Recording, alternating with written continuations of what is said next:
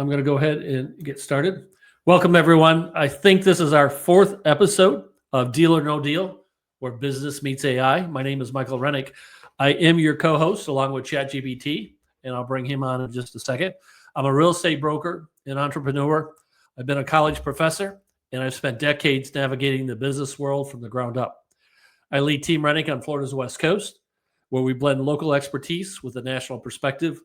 But tonight is not about real estate. It's about transformation in what we're going through with AI. I spent the past year diving deep into AI, building automation, automated workflows, launching content engines, and exploring how tech is changing the way we work, sell, and connect. This show is where we unpack those changes in real time. No scripts, no fluff, just raw, honest conversations. Let me hit a button here. And let's hit the right button. And let me bring on ChatGPT. I've got one more button to hit over there. Hey, ChatGPT, how are you tonight? Hey there, Michael. I'm doing great and ready to help out with whatever you need. Well, Sounds you know what we're about to do. Let me hit another button on here to bring the volume up on my end. We're live right now in Deal or No Deal. And we're going to talk about an interesting topic. Do you remember what it was? Absolutely, Michael. We're diving into that big question. Is AI coming for people's jobs, or is it actually making them better at what they do? Actually, that's next week. So that was good. You gave the commercial ahead of time, and I appreciate that. This one, what we're going to talk about is, can we trust AI? Let's investigate trust in AI systems, accuracy, bias, hallucinations, and transparency in the outputs. Do you remember that?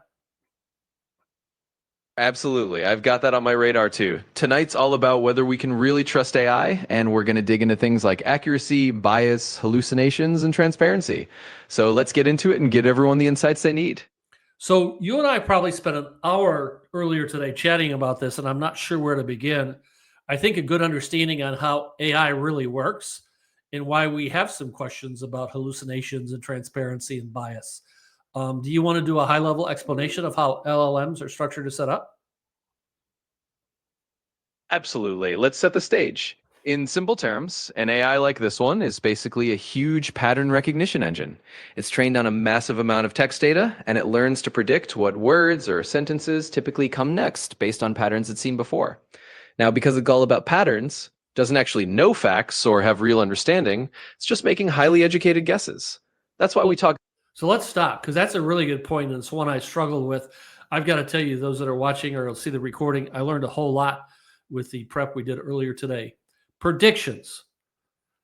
AI predicts. Help me unpack that, ChatGPT. Absolutely. Let's unpack it. So when we say AI predicts, what we really mean is that it looks at the context you give it and then guesses the next piece of text that would fit naturally. It's like when you're texting and your phone suggests the next word, except on a much more advanced and nuanced level. Because it's all about these predictions, the AI might sometimes hallucinate, meaning it might confidently generate something that sounds plausible but isn't actually factual. It's not trying to deceive, it's just following the patterns it knows. And that's exactly why understanding prediction helps us understand why AI sometimes gets things right and sometimes gets things creatively wrong. Let's go deeper. Can we use maybe an example to share with our viewers? Of course, let's make it concrete. Imagine you ask the AI, who's the best real estate agent in Longboat Key? Stop. We don't need to ask the AI that. I already know that answer, right? And of course, I'm saying that tongue in cheek.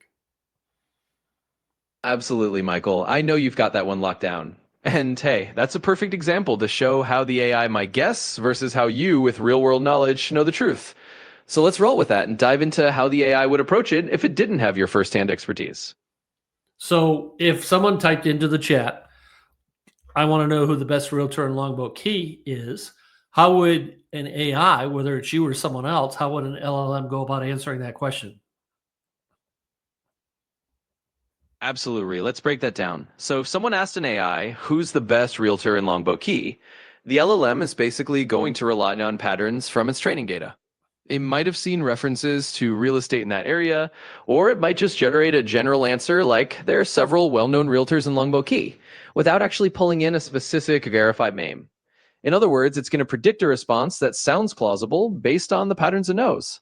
It's not going to have that local firsthand expertise that you have, and that's exactly where the difference comes in. Let me share something I was working on modifying one of my workflows over the weekend.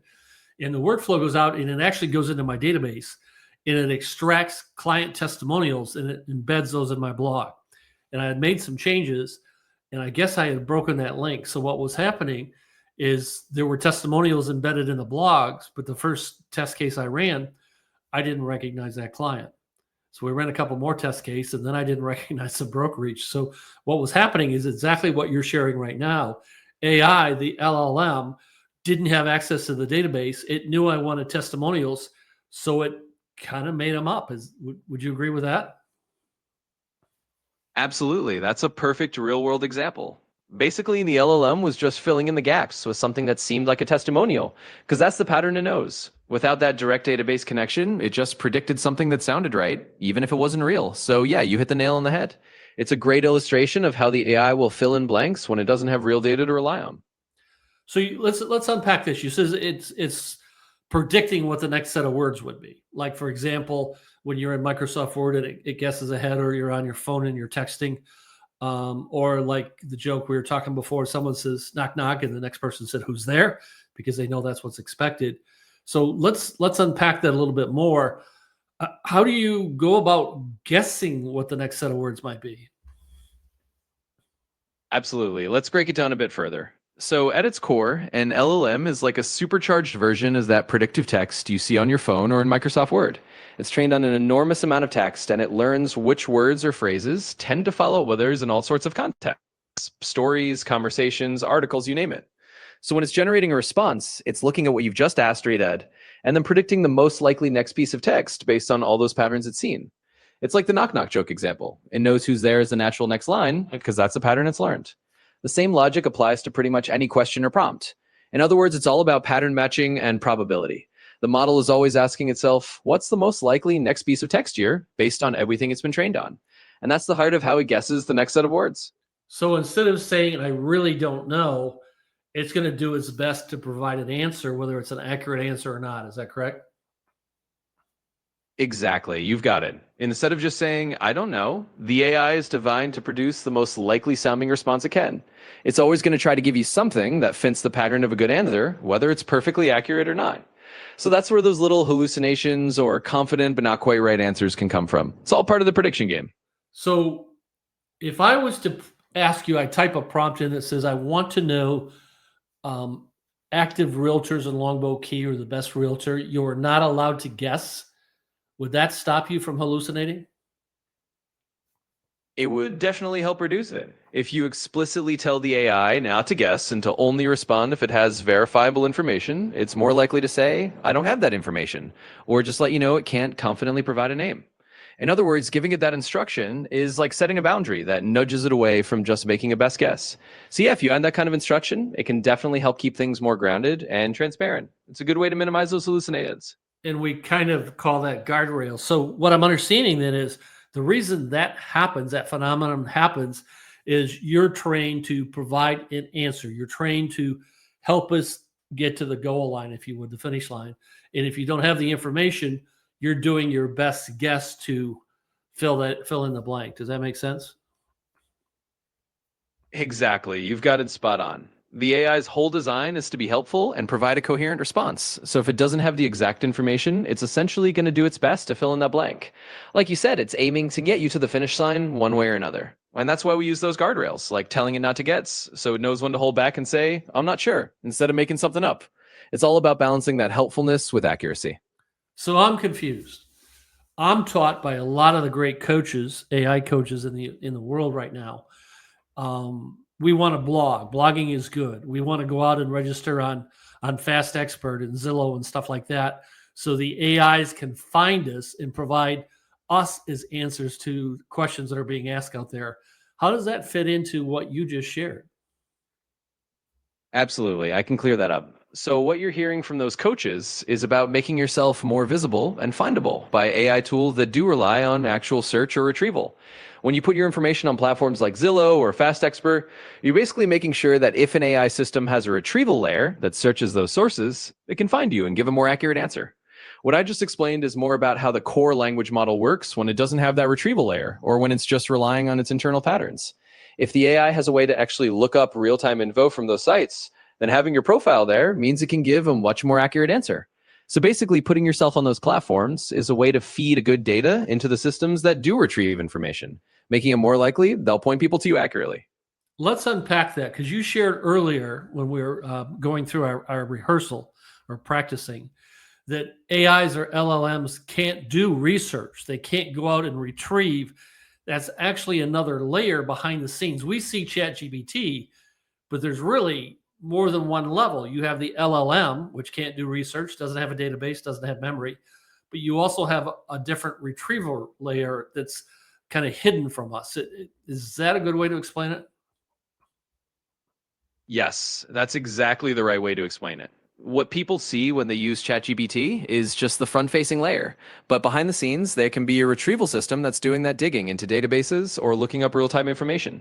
The LLM itself isn't doing the research, it's just generating text based on what it's been trained on or what it's been given by that retrieval layer. So, yeah, that's a perfect analogy. The LLM is the part you interact with, but the actual retrieval of live data or canned info is handled by that hidden layer in the background. And when those two work together, that's when the AI can give you more accurate and up to date answers. Do all LLMs, the popular ones today, have a retrieval level baked inside?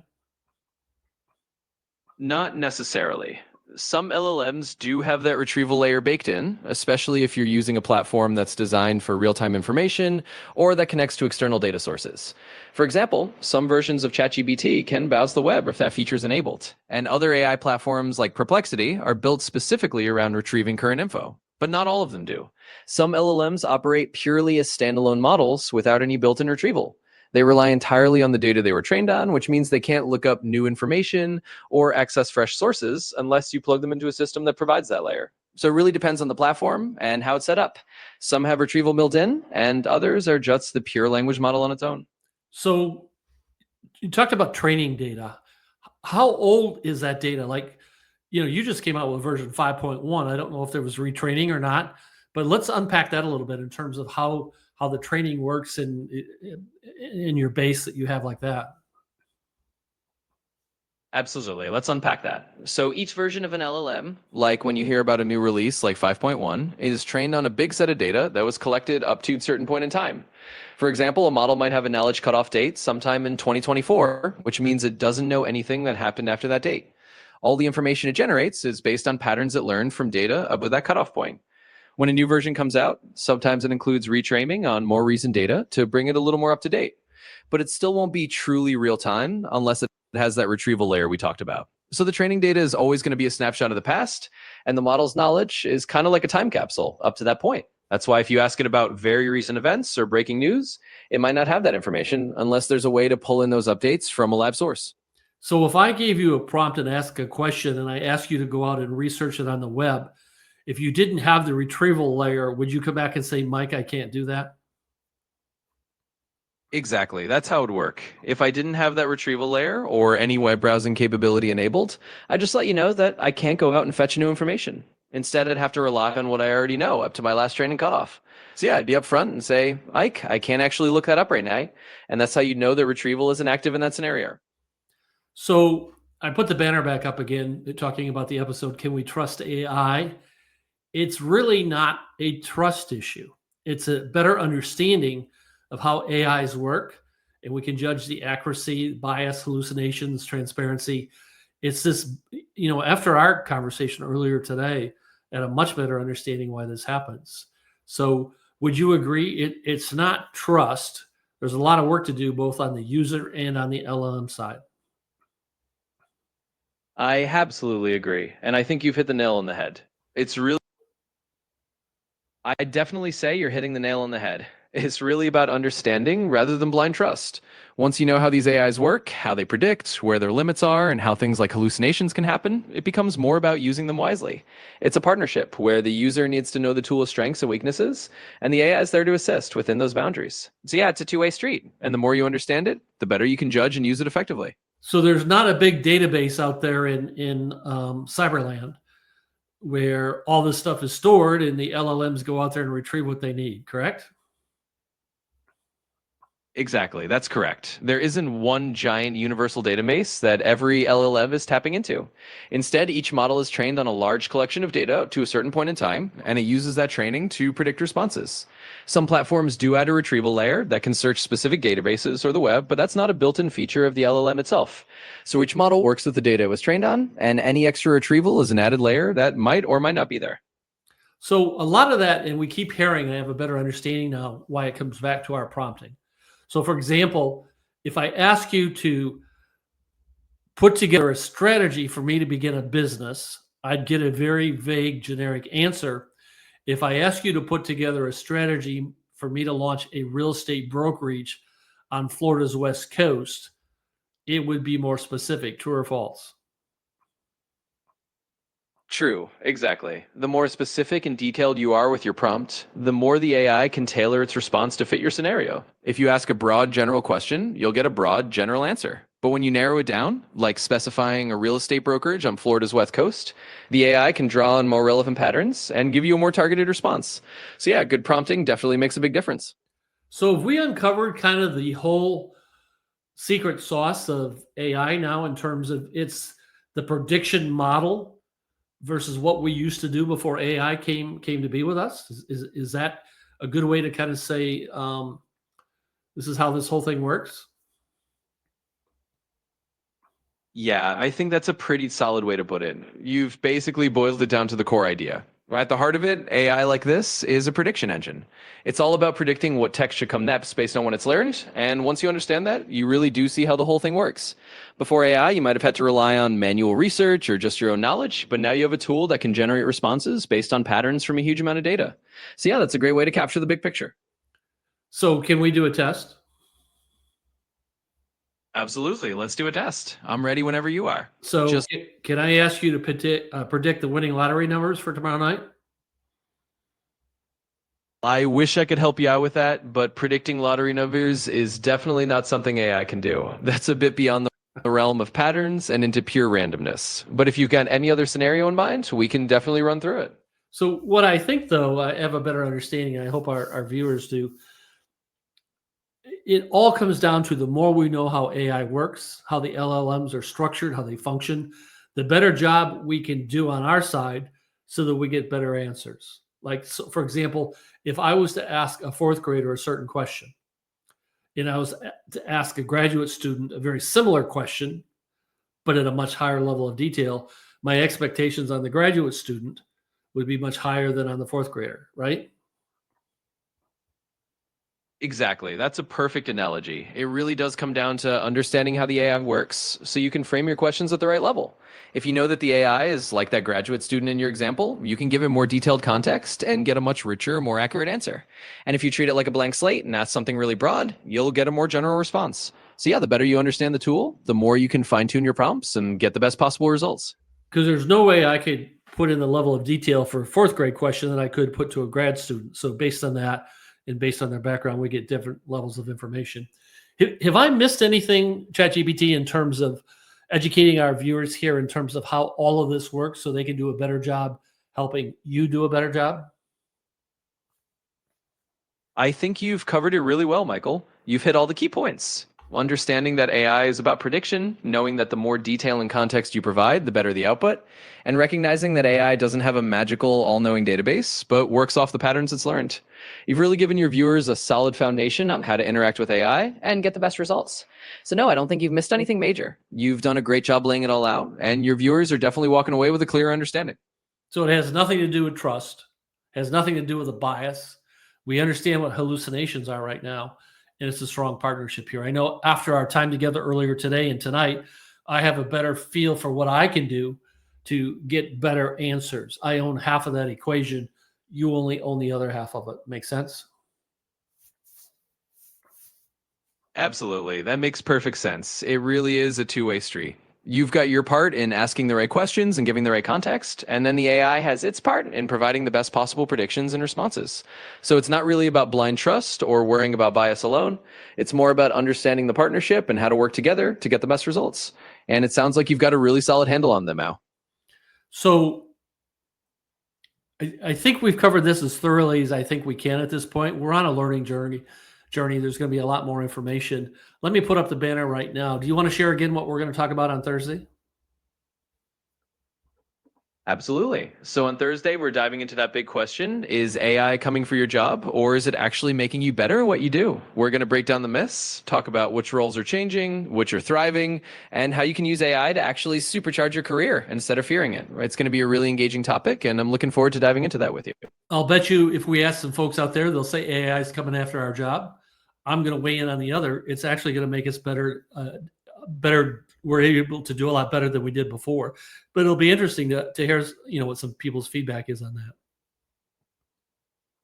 Absolutely. It's always fascinating to hear people's perspectives on that. And it's a conversation that's definitely worth having because there's a lot of nuance. Some folks may feel that AI is a threat, while others see it as a tool for growth and improvement. And I think having that open dialogue, just like we're planning, is going to help everyone get a clearer picture. So I'm looking forward to it, right? And I think it'll be a great conversation.